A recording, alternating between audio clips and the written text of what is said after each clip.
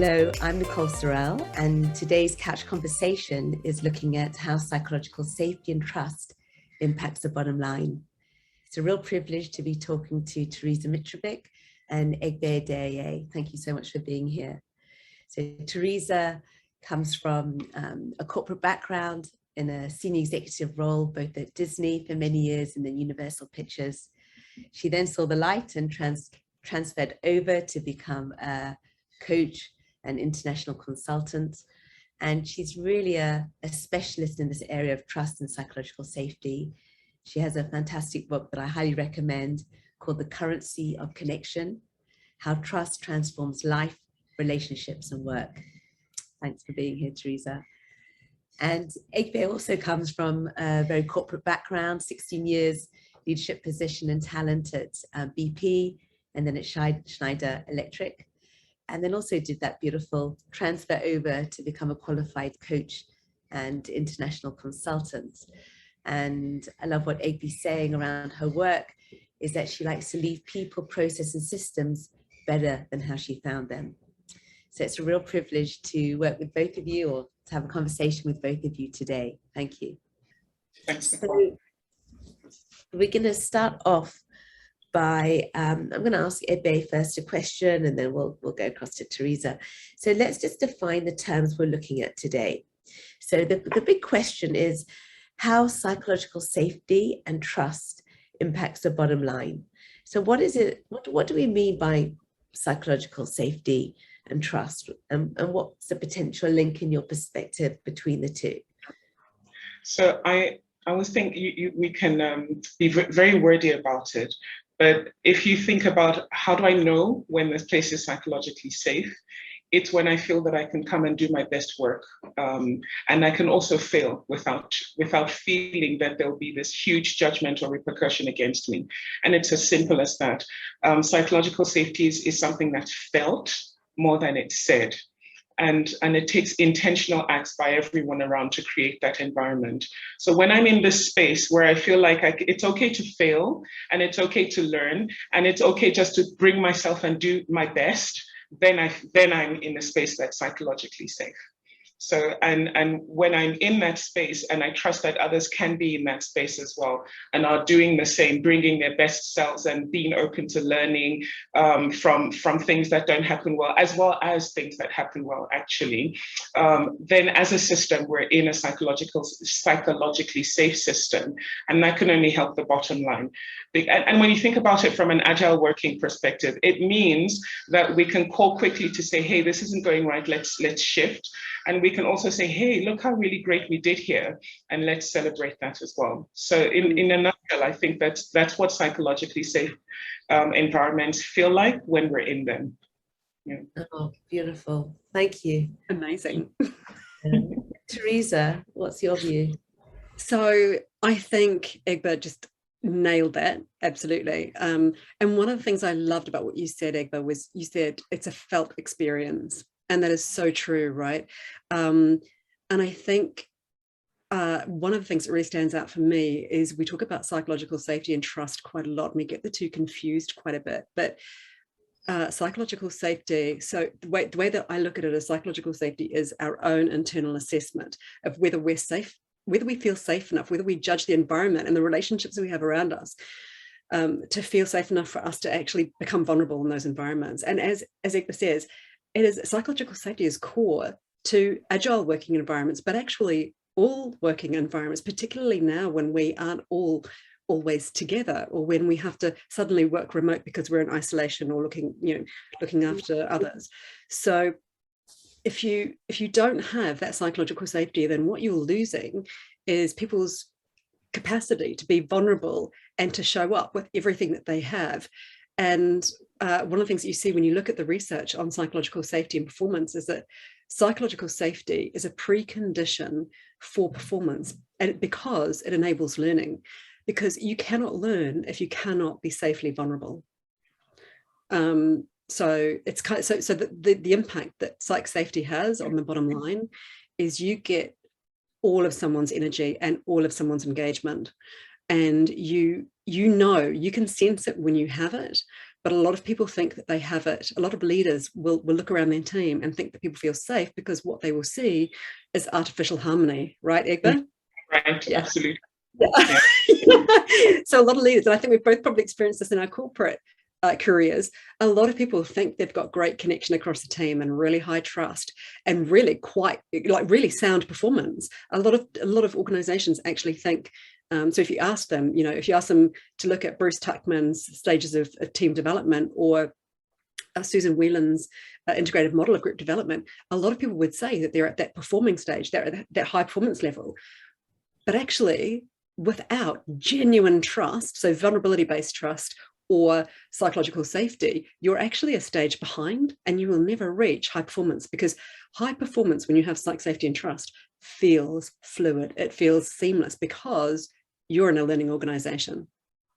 So when you have psych safety and the vulnerability, you can lean in, you learn. So your team effectiveness, your team efficacy goes up. The ability for the team to learn, for the organization to learn and adapt is amplified significantly. And that's what impacts performance. And the problem that we have is that leaders often look at performance and forget the preconditions that actually enable that performance to occur.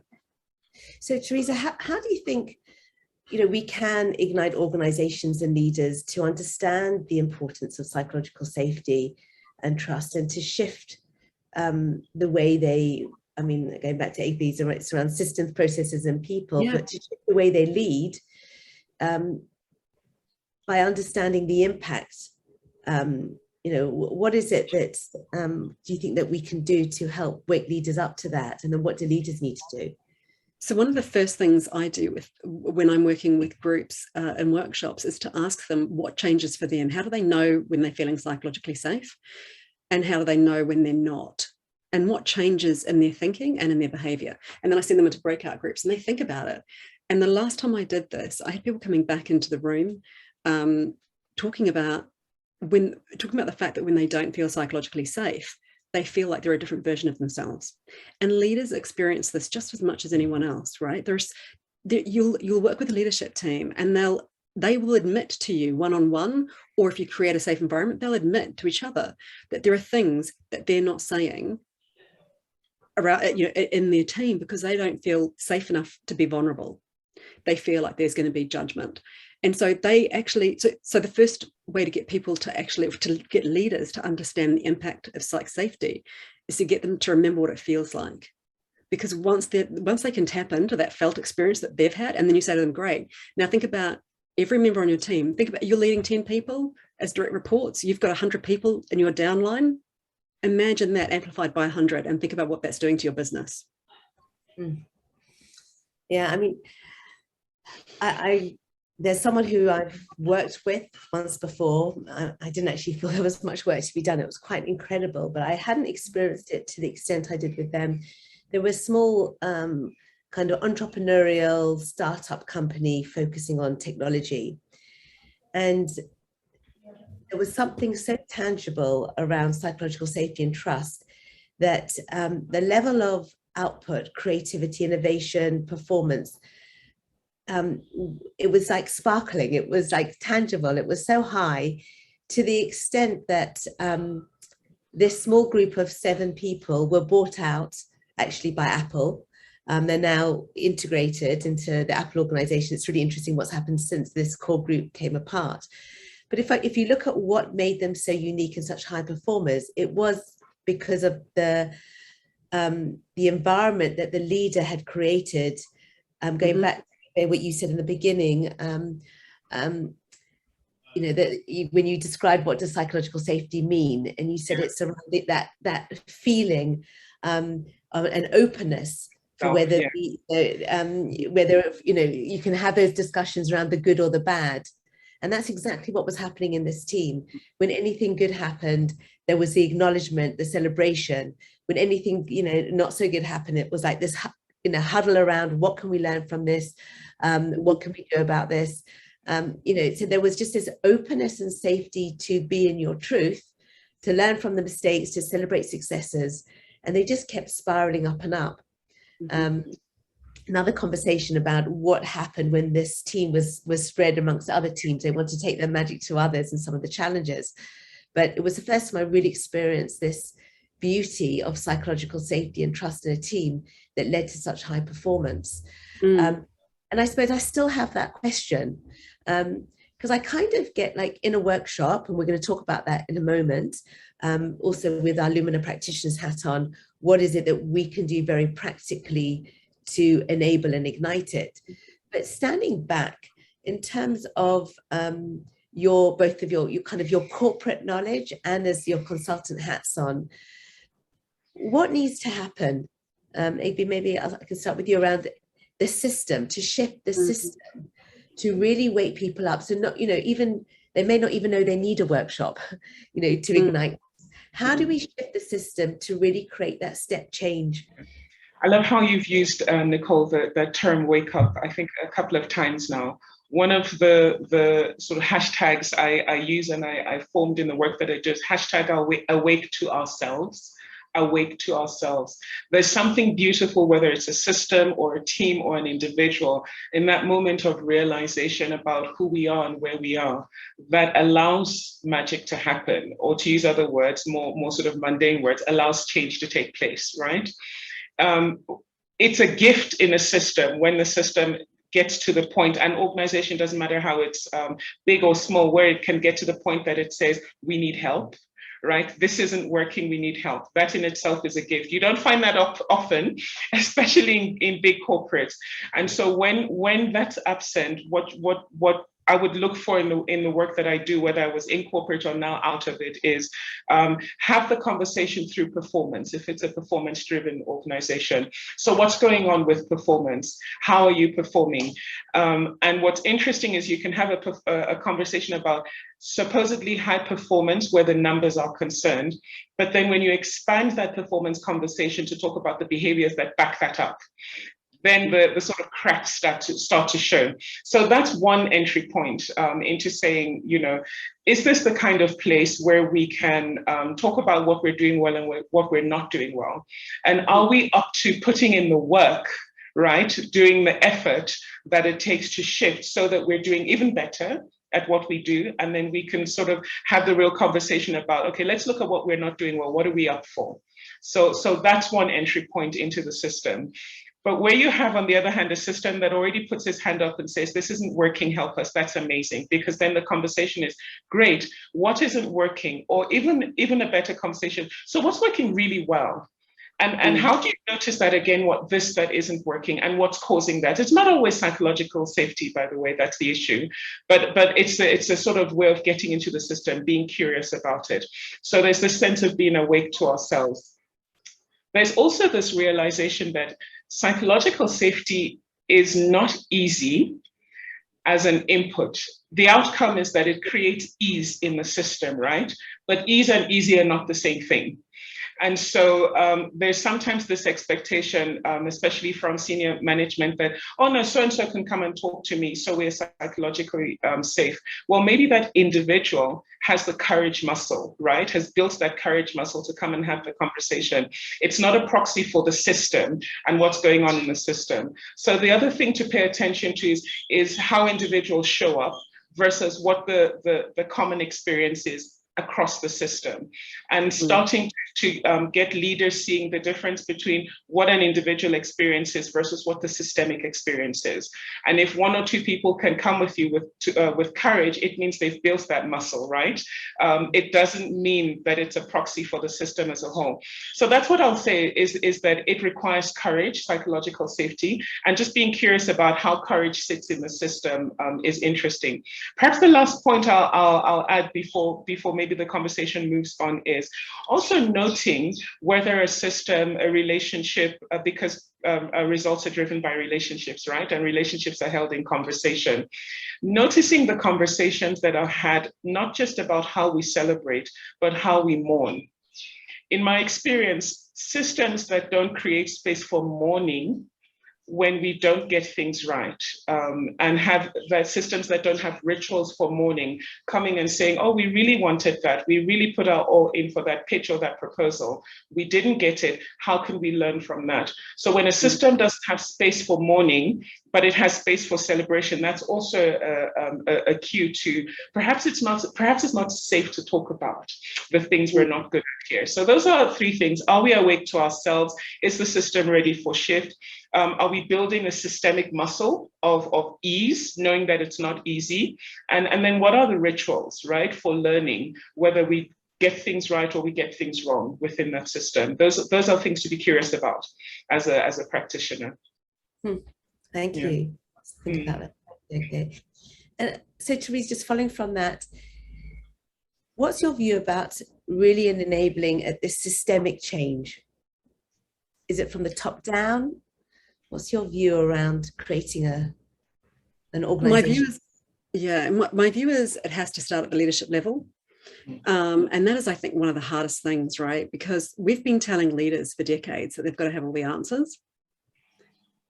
And I feel like we've created this false harbor for leaders where we're telling them they've got to have all the answers. And we are now in a time in the world that there is so much ambiguity, uncertainty, volatility. I mean, we are like VUCA is very real for everyone right now, right? And so we've conditioned leaders to hold this place in their roles that actually is untenable, because it's not possible to have all the answers. And part of the value in teams is that you have this collective intelligence that you can mine. And so we've essentially put this burden on leaders' roles that they've got to create psychological safety, that they've got to, look after for performance, that they've got to have all the answers. And it's simply not true. And I love what Egbe was saying earlier around psychological safety creates ease in the system, but it's not easy. And part of the reason is because it's an individual construct, right? I feel psychologically safe in a different way than Egbe will, in a different way than you will, Nicole. And that's part of why Lumina becomes such an incredible tool to use to help people understand who they are, how they're showing up, who they want to be, like how they show up as individuals normally when they're relaxed, how they show up when they're trying to adapt to the world around them, and how they show up when they are faced with sudden change or when they're under pressure, because that's when you get people to really appreciate what being human really looks like. And actually, and so it starts from the point of leaders, to my mind and my experience, leaders sit at the heart of everything. Because the system doesn't tell leaders what to do. The leaders create the system, and leaders have a role, depending on their seniority, obviously. But leaders hold a role of influence and authority and agency and advocacy. And so you've really got to win the leadership teams over, the senior leadership teams over, to say, guys, what is your legacy going to be? Like, how do you? So as practitioners, we've got to be able to work with them and say, what kind of leader were you pre the pandemic? What kind of leader do you feel you became through the pandemic, and where do you want to go as a leader? Because we've all been through such a phenomenal amount of change, and it has been damned painful for a lot of us, and still is, and we're not there yet. So how do we release ourselves from this expectation of always having the answers, of always being right, when actually what we can do is talk to each other and find out? And one of the things that always surprises me, and it surprised me a lot when I was practicing in London, how excited heads of OD would get about their engagement surveys if they got more than 70%, response rate. And all I could think was, oh my goodness, the 30% of your staff didn't even care enough to let you know. You know what I mean? So I'm just sitting there going, I'm really confused. You're excited that not even 3/4 of your, and I'm getting goosebumps thinking about it, because all I could think was this missing 30%. And all I kind of wanted to say, and maybe my courage muscle wasn't there yet, Egbe, but I wanted to say, wow, how much are you paying that 30% that aren't engaging?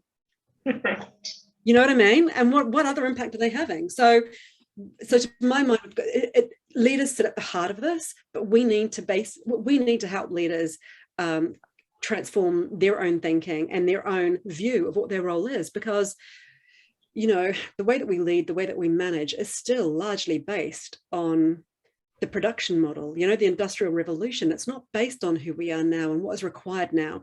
We have to have a different understanding around what what great performance looks like and what it takes to unlock great performance. Because what we're learning through the great resignation and the great realignment is that people are realizing that actually this is my life I'm talking about here. You know, my employer hires me for my time. It's a trade-off. My life and my experience and knowledge for the money to support my life. So people are now waking up and going, there's got to be a deeper connection with this organization. And I think Egbe would relate to this is, you know, we talk about relationships, right? Like organizations don't create trust and psychological safety, relationships do. You feel psychologically safe in a relationship or you don't. You feel psychologically so, but those relationships can exist. So we can feel psychologically safe in different teams, in different environments, on different projects, depending on what's going on for us in our lives. But we need to understand that through our own eyes first and what that feels like and looks like for us before we can reach out to other people, which is why I think we need to do work with leaders first. But we've got to help them understand they don't need to be perfect. The time for perfection has passed. It's all about fluidity and learning and being able to lean on each other, because there is no one amongst us has all the answers. And if we did, we wouldn't need to be a part of a team.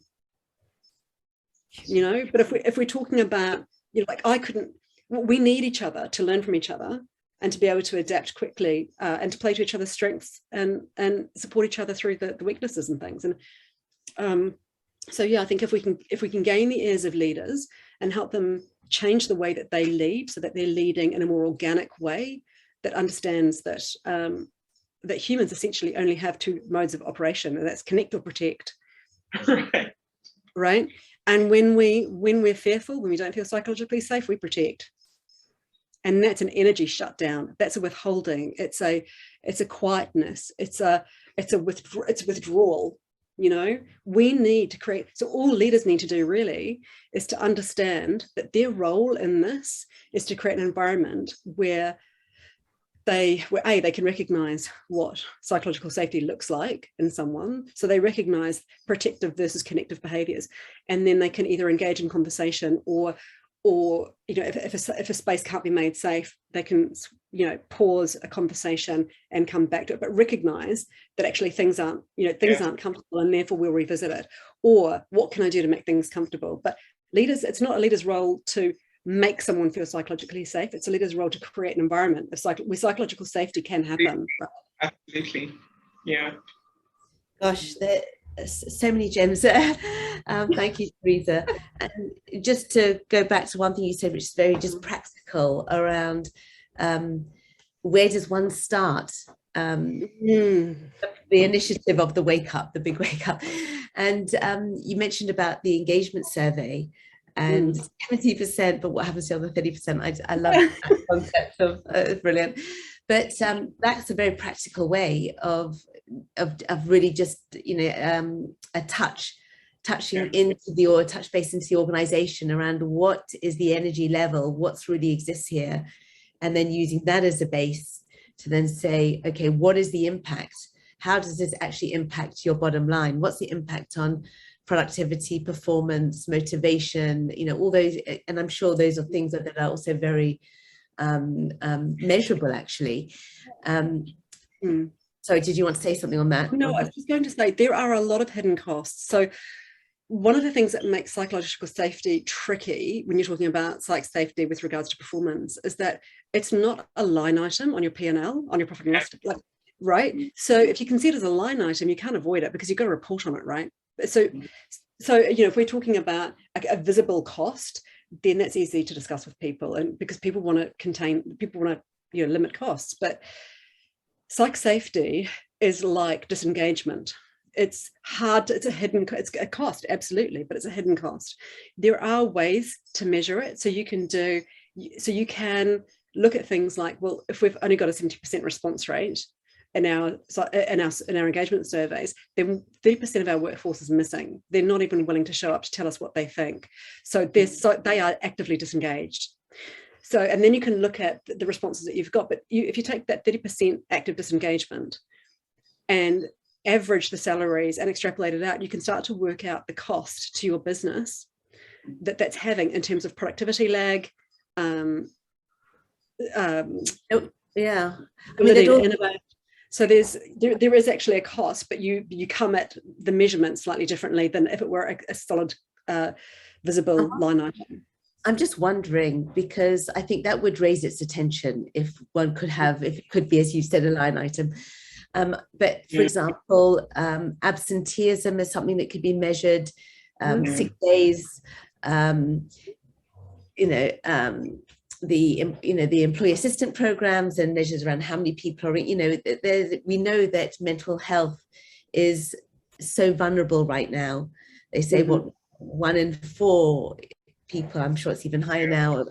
I mean, there's lots of terrible stats going on out there, but I think maybe we need to work harder in actually creating real clarity around the impacts on bottom line, as a way of also waking up leadership to see this is something that cannot be ignored. It's critical, not just to the health, physical, mental, emotional health of your employees, but actually to your existence and your bottom line and your survival.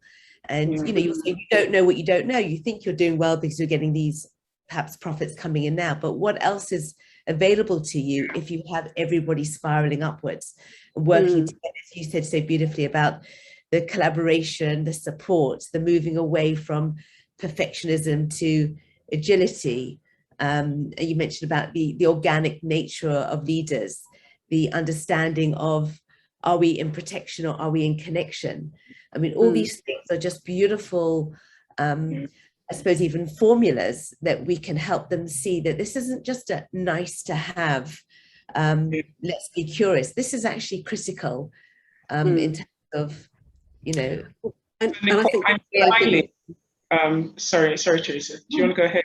Yeah, I'm smiling because most of all my corporate life, actually, I worked with engineers and accountants, different kinds of engineers. And I'm smiling because the sort of analyst in me is saying, these are nice conversations when we're speaking amongst ourselves because we get it. The challenge of a concept like psychological safety in reducing it to numbers, right, is that you can't make direct correlations. And to the point Teresa made earlier, because we're still very much in that Ford mechanistic way of working, everyone's looking for a linear correlation. Like, don't tell me that a lack of psychological safety has caused this because you can't prove it. So I would say we need to be cautious about going to businesses, especially sort of more traditional businesses, and saying this is absenteeism is caused by a lack of psychological safety. We simply can't prove a causal line. What we can do is talk about what the opportunity it will bring. What opportunities will it bring if it were present? I think that might be a stronger conversation, especially for some teams more than others, to be honest, if you were sort of trying to get an entry point into a business.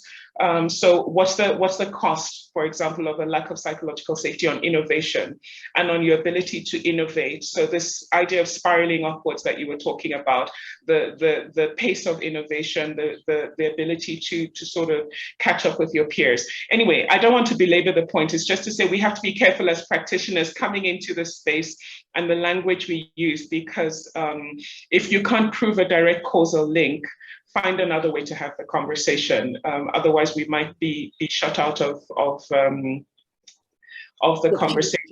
Yeah, the opportunity like that. I want to also say that I 100% agree with you, Teresa, is that we've set up leaders to fail, in that we've told them you have to know everything, be everything, and do everything. And perhaps the invitation for leaders in this new world or in this emerging world is very much what the coach does, and very much what we do as Lumina practitioners is hold up the mirror, create space, make the invitation a compelling one.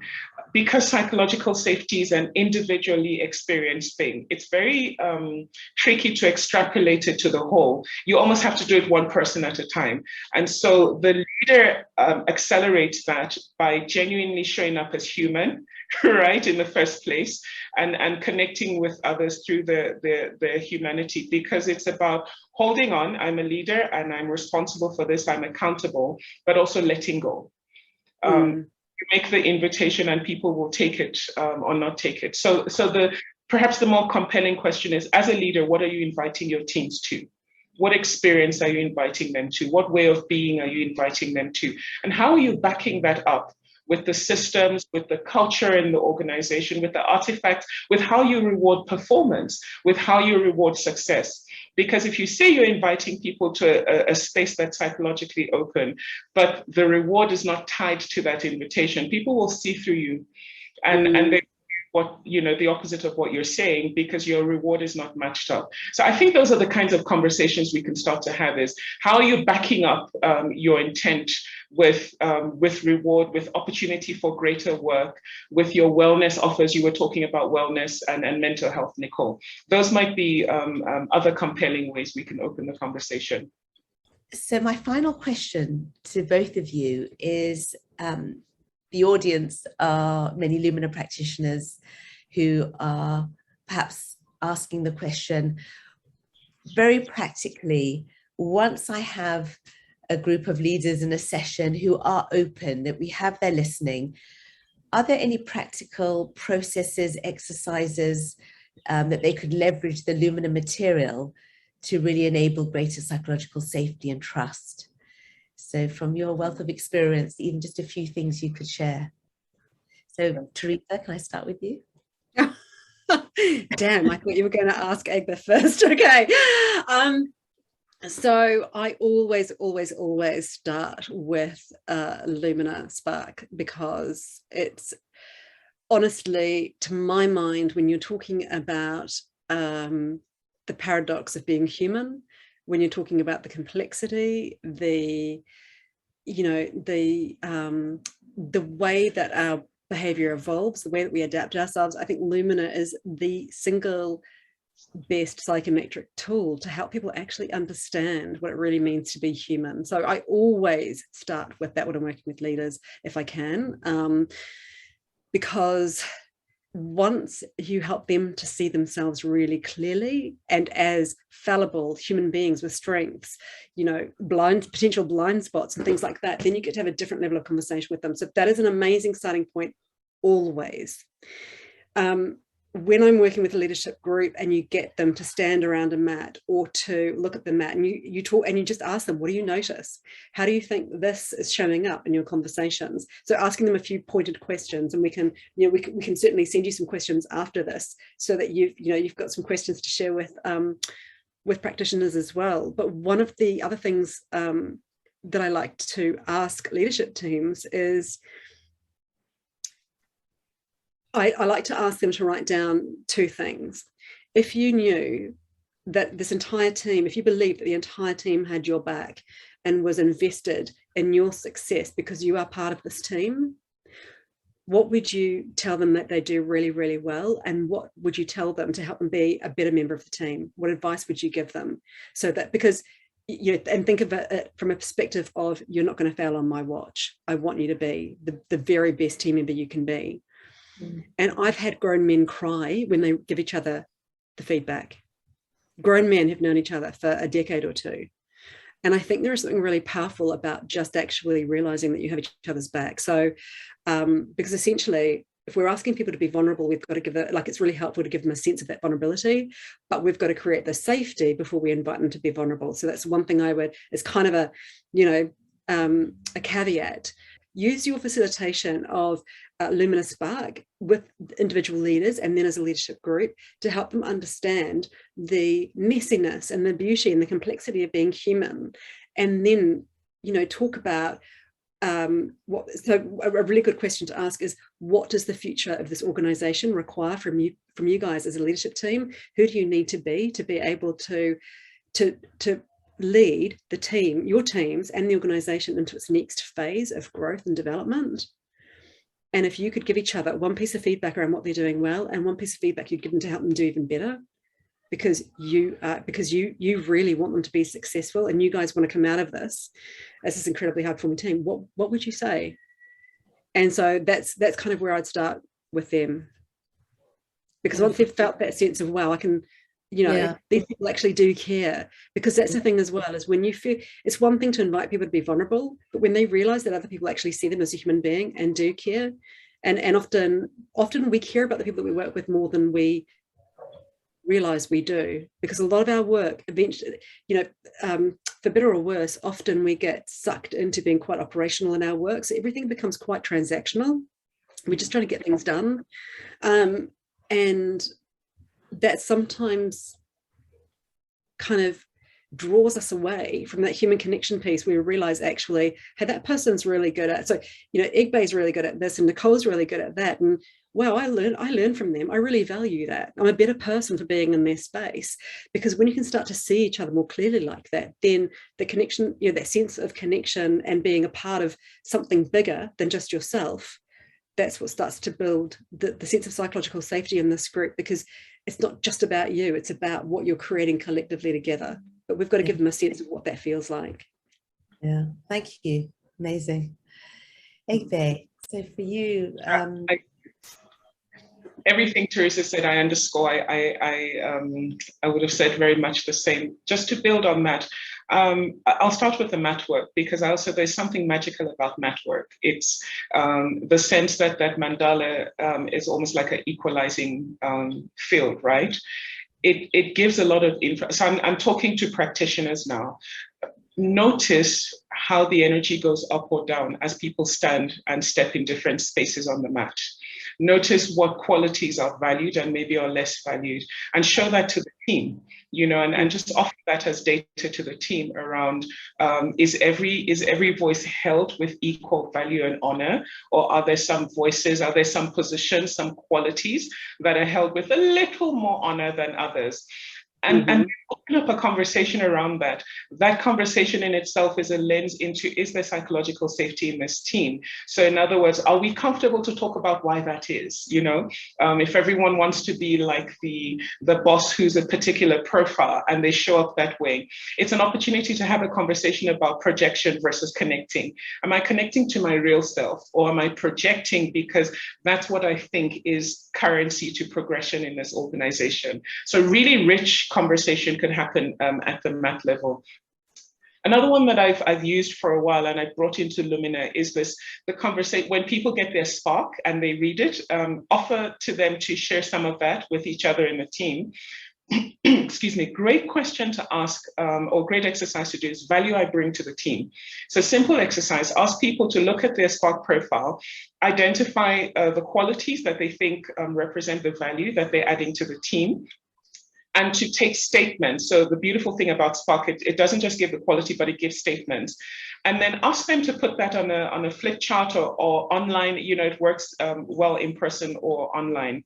And then it's a simple ABC. Everyone in the team has to go and just give 3 things. A, absolutely, I see it. B, I see it, but bring it on more. C, can't see it. Now, again, practitioner lens, pay attention to, do you get B's and C's, right? If everyone's an A, it's not possible, right? That everyone is absolutely bringing everything on all the time. We just know it's not normal that will happen in a human system. So have a conversation about where are the B's and C's, right? And B's and C's don't mean that we are broken. B's and C's just mean here are the areas we need to work on. So that's another lens through which you can sort of check, is there psychological safety in this team, to celebrate and to learn when we're not doing it right. And the third thing is one of the things I love about Lumina is the team view. What happens in the team when you look at that view and you look at the system, so that's the team, if you look at that bubble, and practitioners, you know what I'm talking about. How does that team show up when it's overextended, when it's performing, and when it's just being itself, versus how does the rest of the team show up? And have a real conversation about that, like, where do we go? Where do we go and why do we go there when we are in our overextended state or in our performing state? And when it looks completely different to who we are as individuals, what's going on? So those are, I think, conversations that could really open up opportunities to explore not just psychological safety, but other things that might be going on in that team from a practitioner perspective. Yeah. Just magnificent, and just such a gift to be with you both and to hear your wisdom and applications. I'm going to just add something, I suppose, kind of the starting process for me that also gets to that point to be ready for these conversations that you're talking about, which are so rich. And something that I do is, before I start the session, is coach the leader who's going to set the context of the session and support them to be really vulnerable and authentic when they set the context. Because I often feel the level that they come into a group or their team is setting the tone. I agree. For the session. Absolutely. Yes. And then from there, of course, the check-in is going to be critical. Questions like, what's it like to be you right now? You know, where you're at. So people feel they can be shared, they can share openly and be heard. And then the integration of our concepts of both Viktor Frankl, but also looking that we all stand on different mountaintops. There's no judgment here. And it's because of, you know, each and every person has their own unique purpose in this world, 8.5 billion of us. We are all different. So what we're going to use is this lens of color to cut through that complexity. And we're going to look for the commonalities that exist to help us. But the idea that we can use this lens of color to cut through that complexity and find ways to understand, what mountaintop are you standing on right now? How can I drop my judgment? Agree to disagree, but be in that place of curiosity to inquire, who are you? What's your worldview? Why do you see things in the way you do right now? And it's not personal, it's personality. So somehow part of the conversation of that continuum of behavior, no judgment, no right or wrong, just embracing that difference and valuing that difference, gives people the right to access their voice. And then we provide a safe language, whether it's through color. Egbe, I love what you said around the ABC, very safe but pertinent, to be able to just engage and say, it's all okay, you know, everything's okay, whatever it is, but let's understand, let's really be gracious with each other, and recognizing again, you know, that the complexity of being human and the messiness, as you were saying, Teresa. And we're all doing the best we can to survive and succeed. And we're going to mess up, and we're going to mess up often. But let's have positive unconditional regard. Let's look for good, and let's work how to navigate this world together. So I think that the Viktor Frankl about accessing the space in between and the mountaintops, and then we have our card game, whether it's virtual or whether it's on the mat, all these processes are very good at holding the space of taking them on that step-by-step journey. So then when they're ready to have those magnificent conversations that you both set up, the listening is ignited so that they can really, you know, optimize those. Yeah. So it's just this beautiful work. It feels such important work. And I think especially now in today's world of just lack of certainty, insecurities, mental health, it just feels that everything is much more fragile. Fragile, thank you. Yeah, that's the word.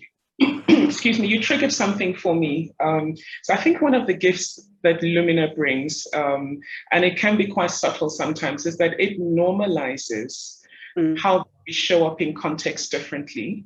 And it normalizes that we all have bad days. So the overextended, overstressed, whatever that over is. It also normalizes that we don't live there. So we don't live in our overextended selves. We find ourselves there from time to time, but we don't live there. The gift that it gives to a system and the gift that it gives to teams and to individuals is that we can then be gracious about when someone's having a bad day and not label them bad, just label the day or the experience as bad. We can be curious ourselves as how much we shift in coming into our performing selves, and also how much, just to tie it back to the mental health, how much stress that might be putting on us, or ease that might be creating as we shift from our sort of core self to our performing self. So it's that gift of normalizing that we are different in different contexts, and that we have good days and we have not so good days. And so that common experience, that's the common human experience, I think is the gift that, another gift that Lumina brings in just helping us cope with what is very, it's a very, I wouldn't say troublous, but it sounds so negative. They're trying times, maybe I should say, that we find ourselves in. And so it's about the opportunity just to breathe, right? In the midst of that. Yeah. That's beautiful. Beautifully put.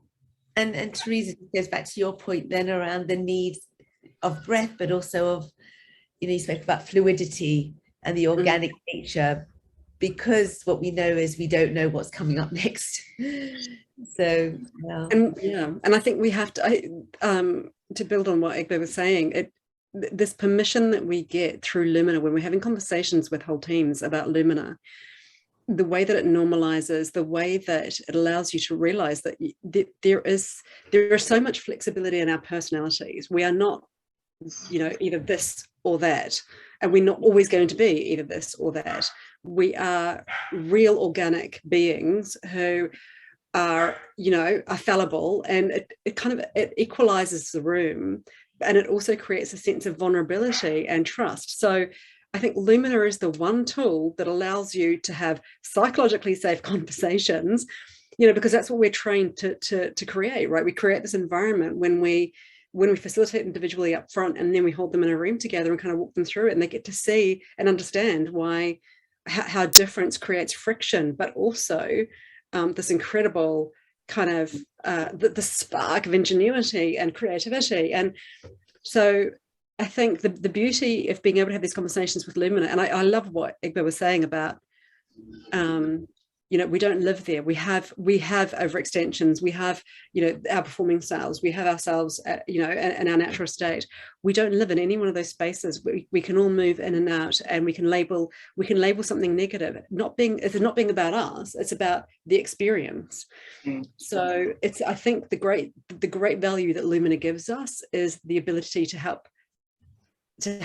It gives us a tool with which leaders can see themselves differently as human beings. They can see their team as human beings. They can recognize, what works and what doesn't, and why that might be. And we can start to then broaden up conversations to look at how they then create spaces, right, that are more psychologically safe, high trust, high performance, because these are all, in the knowledge economy, they're linked like that. They all reinforce each other. So yeah, it's I love what Egbe was saying before, and I love how you talk about it as well, Nicole. But thank you. But I think Lumina, we have a gift as Lumina practitioners to be able to walk people through this and use a tool that actually helps people to understand the beauty and the diversity and the complexity of life as a human being, and gives everyone permission to just be human.